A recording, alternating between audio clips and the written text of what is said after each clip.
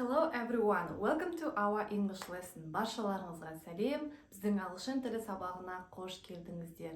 Сіздер біздің YouTube каналымыздан ағылшын және орыс тілдерін оп-оңай әрі тез арада үйренетін боласыздар. Ол үшін біздің арнамызға тіркеліп, лайк басып, комментарий қалдырсаңыздар болды. Біз сіздермен күн сайын түрлі видеолармен бөлісіп отыратын боламыз. Арнамыздан алыстамаңыздар.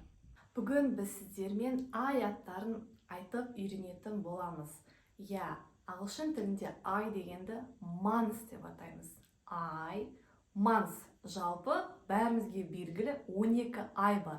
Сол 12 айды ағылшын тілінде қалай айтамыз? Видеоны соңына дейін көріңіздер. Кеттік. Ең бірінші ай ол әрине қаңтар айы. Ағылшын тілінде қаңтарды January деп атаймыз. January, қаңтар. January, қаңтар. Келесі, February, ақпан. February, ақпан.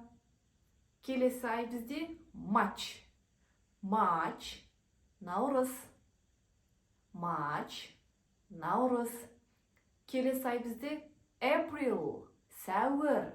April, сәуір. May, мамыр. May, мамыр. June, маусым.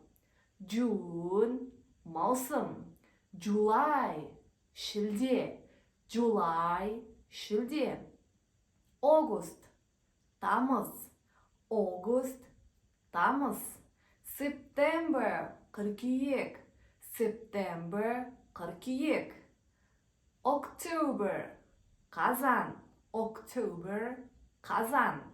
November, қараша. November, қараша. Және ең соңғы ай December, желтоқсан. December, желтоқсан. Қане тағы да бір қайталап өтейік.